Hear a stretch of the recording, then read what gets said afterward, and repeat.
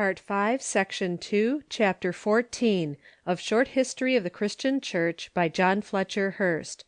This recording is in the public domain. Chapter 14 The Unitarian Church.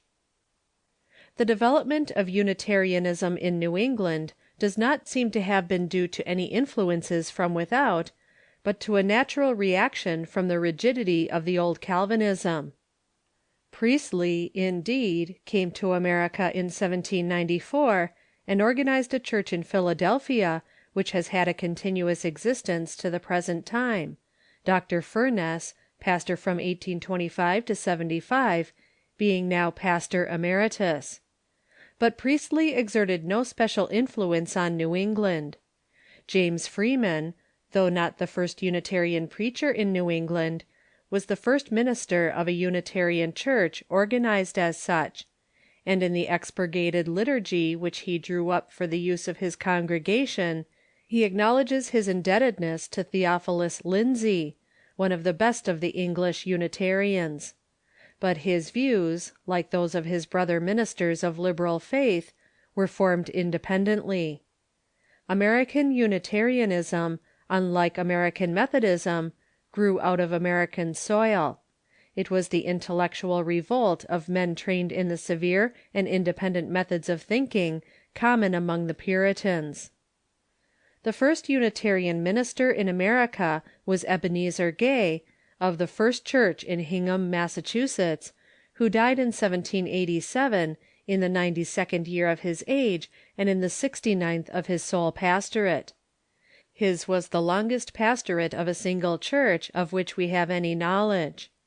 President Adams referred to him, with several other ministers of that time, as a well-known Unitarian.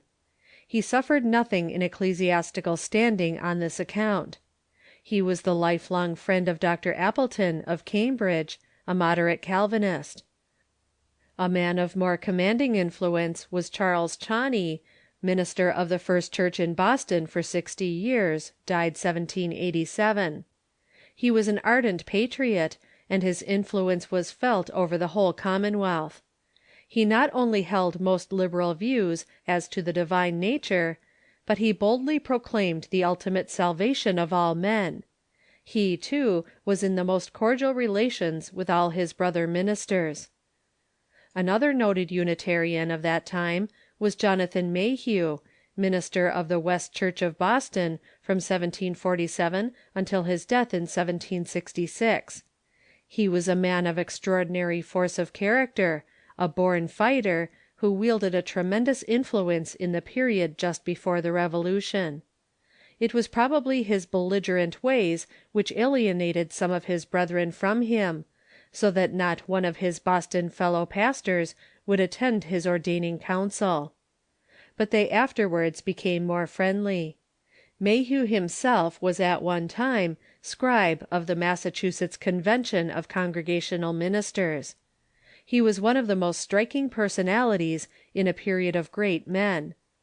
Dr. Jeremy Belknap, died 1798, of the Federal Street, now Arlington Street, Church, Boston, was another early Unitarian. He compiled the first Unitarian hymn book, and was one of the first American historians, his History of New Hampshire, 3 volumes, 1784 to 92, being still considered a work of great value. James Freeman, already mentioned, the grandfather by marriage of the late James Freeman Clarke, was invited to become the minister of King's Chapel, Boston, an Episcopal church, in 1783. On renouncing the Trinity, his congregation still clung to him and voted to alter their liturgy and creed. Thus the first Episcopal church in New England became the first Unitarian church in America. From 1785 to the present, King's Chapel has retained its Unitarian status. Freeman was a man of beautiful character, a rare union of intellectual, social, and spiritual gifts, and for many years after his death, in 1835, his name was cherished as a most fragrant and precious memory. Many other names must be passed over.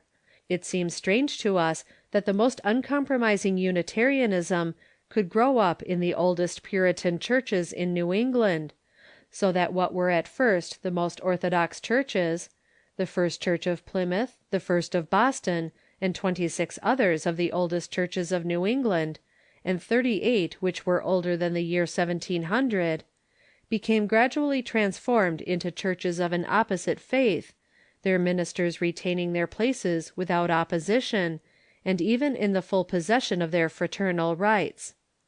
But we must remember that many of the oldest churches had no creed statements, simply covenants, and that with some churches which did confess a creed, this confession did not imply that either minister or people were rigidly bound to it.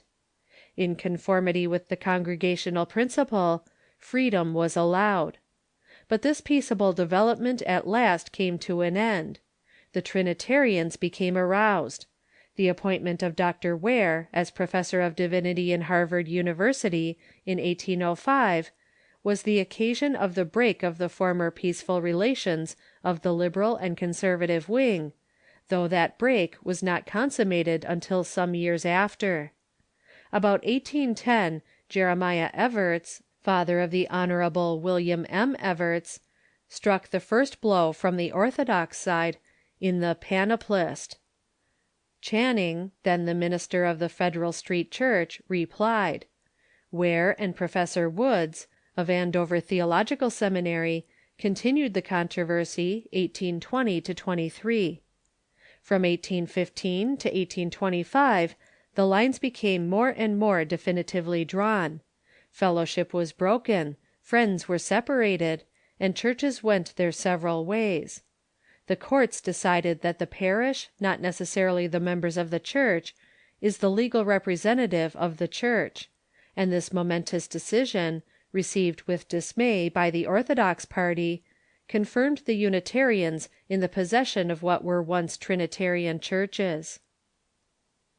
The most illustrious name in American Unitarianism is William Ellery Channing, a man who combined fine literary gifts with a noble Christian character and intense humanitarian zeal. In 1803 he was ordained pastor of Federal Street Church, Boston, and his church at once became filled, owing to the power and freshness of his preaching. His great sermon at the ordination of Jared Sparks as pastor of the Unitarian Church in Baltimore in 1819 was almost an epoch-making performance. It is largely through the influence of Channing, who had such an intense dislike of everything sectarian, that Unitarianism became the name of an influence and tendency rather than of a denomination. In a letter written 2 years before his death, he uses these memorable words: "As I grow older, I distrust sectarian influence more and more. I am detached from a denomination, and strive to feel more my connection with the universal church, with all good and holy men. I am little of a Unitarian, have little sympathy with the system of Priestley and Belsham, and stand aloof from all but those who strive and pray for clearer light and more effectual manifestations of Christian truth." Channing was thoroughly imbued with the spirit of Christ, and though he could not rise to the full conception of his divinity, he adored his Master with a profound reverence and a passionate love. On all questions of Christ's sinlessness and miracles, on the fullness of his manifestation of God, he occupied entirely orthodox ground, and nothing could be more uncongenial to him than the present shallow rationalism or semi-paganism which shields itself under the Unitarian name. No man, perhaps, in the history of American Christianity better deserves the name given to him by a French Catholic writer, the American Fenelon. But already a new era was dawning. Channing died October 2nd, 1842. On May 17th, 1841, Theodore Parker, then pastor at West Roxbury, Massachusetts, preached an ordination sermon in South Boston on "The Transient and Permanent in Christianity." He cut aloof from the Bible, denying its inspiration and divine authority, points which had been firmly held by the older Unitarians. He held that all that is supernatural in the gospel narrative is a myth or fable. He was the first Unitarian to apply the knife of the most rationalistic criticism to the Bible, and to empty Christianity of its divinity and exclusive sanctions. This sermon created the utmost consternation, and many Unitarians refused fellowship with him. But Parker stood firmly by his views, which he elaborated in books and lectures. He was urged to come to Boston, where he would have a larger field, and in 1846 he became pastor of the 28th Congregational Society of Boston. His ministry was a phenomenal success. He was to Unitarianism what Beecher was to orthodoxy. The frankness and benevolence of his nature, his boldness and eloquence, his advocacy of reforms, often unpopular, drew to him an immense crowd, and his new views of Christianity were listened to with marvellous interest. His health at length broke down under his terrible strain of work. In a vain quest he went abroad, and died in Florence, May 10th, 1860. In 1892 a new memorial was erected to him in the cemetery of that beautiful city. But the radicalism of Parker is now the orthodoxy of Unitarianism. The boldest deist, as well as the most spiritual Christian, is now enrolled under the Unitarian banner. Nevertheless, the Christian note is not discarded.